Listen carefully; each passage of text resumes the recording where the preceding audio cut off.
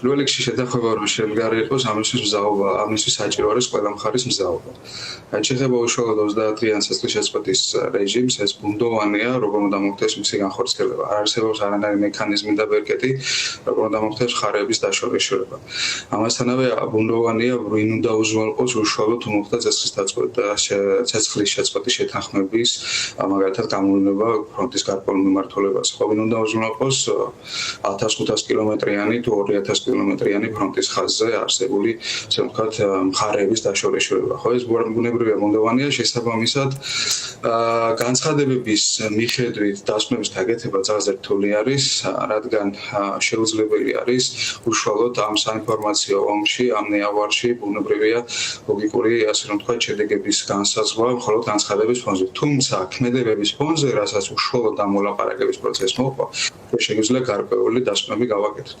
პირველი ის რომ რა მიიღეს მხარეებმა მოლაპარაკების, ასე რომ ვთქვათ, პროცესში, რომელსაც პრეცედენტოდ მაღალი, ასე რომ ვთქვათ, საერთაშორისო ყურადღების ცენტრში იყო და გარკვეულწილად იყო სკანდალურიც დაწყებული თეთრ სახლში, ოვალურ კაბინეტში და ასე რომ ვთქვათ, იმ ცნობილი შეხვედრიდან, ამასთანავე გაგრძელება იმისა, თუ როგორ მოხდა მხარეების მიერ ადაპტირება არსებულ ვითარებასთან. ხო, პირველი მე გამოყოფდი რომ ვიყოდი რომ უკრაინის ხელისუფლებამ მაშინ რაც ამერიკელებმა შეწყვეტეს სამხედრო დახმარების მიწოდება გარკვეული პერიოდის სადაზვერვო ინფორმაციის და ამასთანავე შეზღუდვა დაუწეს ამერიკულ შეერთებულ სამეფოზე, მათ მოახდინეს დიპლომატიური, ასე რომ ვთქვათ, ერთგვარი ფორმალობის მორგება და არსებულ ვითარებასთან ადაპტირება, ხო? ამასთანავე ჩვენ უნდა დავინახოთ, შევაფასოთ რა მიიღო ამერიკამ ამ მოლაპარაკების პროცესში. ხო, ჩვენ ნახეთ ის, რომ ამერიკამ როგორც ერთგული მოკავშირის სტატუსი დაკარგა. ამან გამოიწვია ბუნებრივია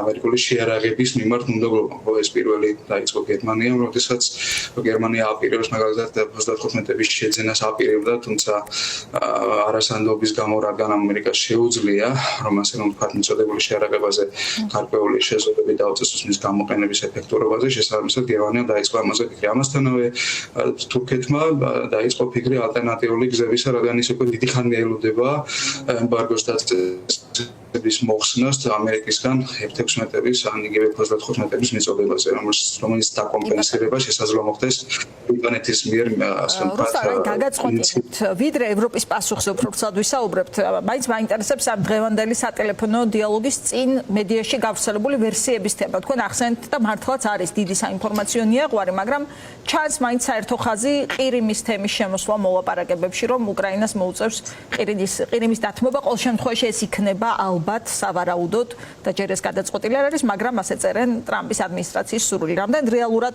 მიგაჩნიათ ეს ვერსია, რას უკავშირებთ, რომ ეს არის ერთ-ერთი წამყვანი ხაზი დღეს მედიაში? ვფიქრობ, გარკვეულწილად ტერიტორიების დათმობის საკითხი უკრაინისთვის, უკრაინის ზეწოლის ერთ-ერთი ბერკეტი იქნება, თუ ეს მოლაპარაკები ჩაიშლება.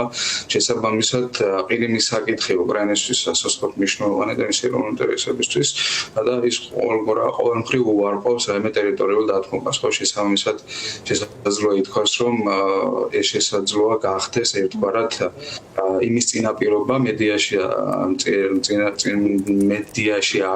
გაგორებული კინოკამპანიისა, რომ თითქოს უკრაინა წინააღმდეგია მშვიდობის, ასე ვთქვათ, დამყარების. ხო, შესაძლოა ამას გამოიყენოს რუსული მხარეც, რადგან მოგეხსენებათ, რუსული მხარე შეუძლია გაიხსენოს მინსკის შეთანხმებები და ეს უკრაინა გარკვეულწილად კარტბლანშს აძლევს ამერიკულ მხარესაც, რადგან მოგეხსენებათ, ყირიმის ანექსის აღიარება ბუნებრივია მაშინ არ მომხდარა, თუმცა ეგრეთ წოდებული უმოქმედო ნაბიჯებმა ფაქტობრივად მაშინ რუსეთს მიცა შესაძლებლობა, რომ მოეხდინა იქ ჩაეტარებინა ეგრეთ წოდებული რეფერენდუმი, მოეხდინა მისი არამხოლოდ ოკუპირება, არამედ ანექსირება და კონსტიტუციის დონეზე რუსეთზე შეერთება. ხო, შესაბამისად, ეს არის გარკვეული წითელი ხაზი უკრაინისთვის და ამასთანავე აქ სასწრაფოდ მნიშვნელოვანია თურქეთის პოზიცია. პირველი, ვინც ყველაზე მეტად წინააღმდეგება უკრაინის შემდეგ ბუნებრივია ყირიმის საკითხს რუსეთს დათმობა, ეს არის თურქეთი. თურქეთის სასწრაფოდ მნიშვნელოვანი არის შავი ზღვის უსაფრთხოება და მან თურქეთის პრეზიდენტმა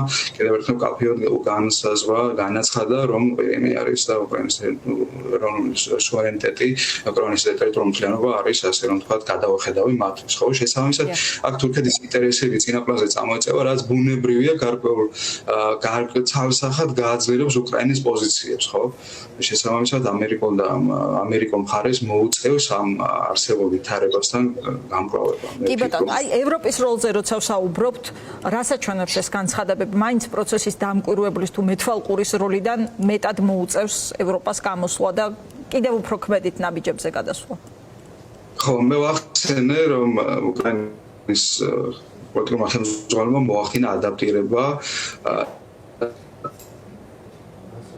ტრამპის, ასე რომ ვთქვათ, არათანმიმდევრულ, არაკონსტრუქტიულ დაარღვია სრულიად ტრამპის ადმინისტრაციამ დაარღვია სრულიად საერთაშორისო წესრიგით განსაზღვრული ურთიერთობის ყველანაირი ფორმატი, შესაბამისად მისი მოქმედების პრინციპი არის მიზანი ამართლებს საშუალებას, თუმცა ასევე აღსანიშნავია, რომ ის ინარჩუნებს, ასე რომ ვთქვათ, მოულოდნობის ეფექტს, მიუხედავად იმისა, მისი განცხადების უარყოფა მას თვითონ უწევს. ხომ ეს არის გარკვეულწილად ერთგვარი ფსიქოლოგიური მოვლენა, ეს არის ახალი პრეცედენტი საერთაშორისო ურთიერთობებში, როდესაც წამყვანი ქვეყნის ლიდერის განცხადებები თვითონ მას უწევს, ასე რომ ვთქვათ, უარყოფა გარკვეულწილად იწვევს სტრატეგიულ უნდომონებას მოკავშირეებში, თუმცა ის დღემდე ინარჩუნებს მოულოდნობის ეფექტს და ამასთანავე რეზონანსული არის მისი ყველა განცხადება, ხო?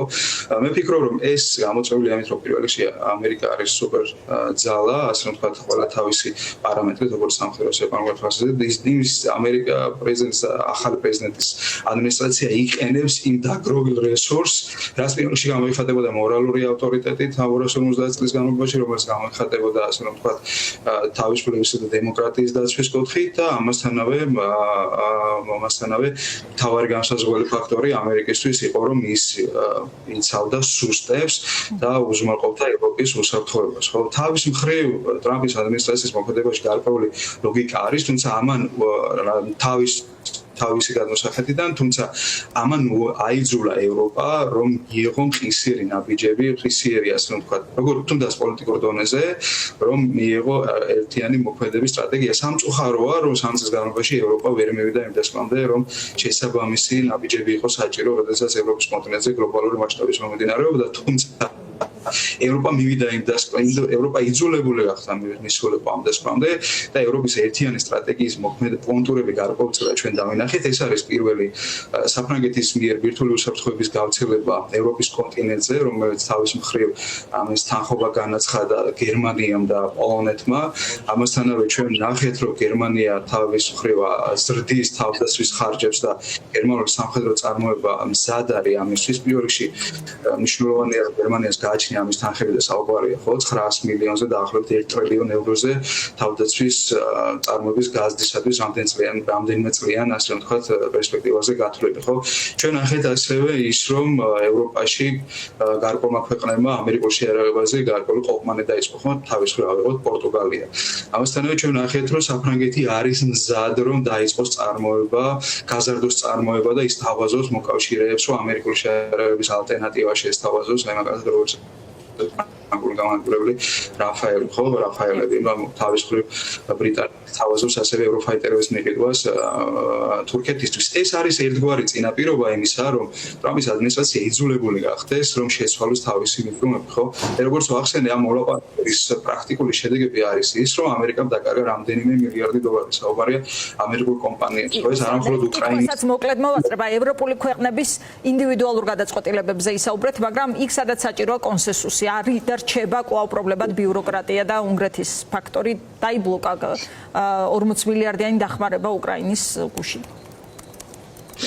დიახ, სამწუხაროდ ეს დაიბლოკა უნგრეთის გამო, თუმცა გარკვეულწილად გერმანიამ და საფრანგეთმა ითხოვა გარკვეული დრო. ფაქტობრივად ეს მიუთითებს იმაზე, რომ მათ უნდა ამოქმედონ გარკვეული ბერკეტები ორბანზე ზეწოლისათვის, თუმცა კონსენსუსის საფუძველი ევროპაში არის გამოწვეული ეგზისტენციალური საფრთხეები და რაც მოდის რუსეთისგან, ხო? გერმანიის მომავალი კანცლერი მერცმა განაცხადა, რომ ეს არ არის ომი მხოლოდ უკრაინის წინააღმდეგ, ეს არის ომი მთელი ევროპის წინააღმდეგ. ხო, შესაბამისად ჩვენ გვაქვს მოცემულობა, როდესაც ევროპული წამყვანი ქვეყნები დააბალანსებენ, ასე რომ ვთქვათ, მათი შემდგომი სტრატეგიული პოლიტიკური განცხადებისა ქმედითუნარიანი ნაბიჯები და რაც გულისხმობს ეს, გულისხმობს იმას, რომ თუ საფრანგეთს მაგალითად ამ დროისთვის არ შეუძლია აკუმულირება მოახდინოს დიდი რაოდენობით ფულის თავდაცვის წარმოებაში, გერმანიას ამის შესაძლებლობა აქვს.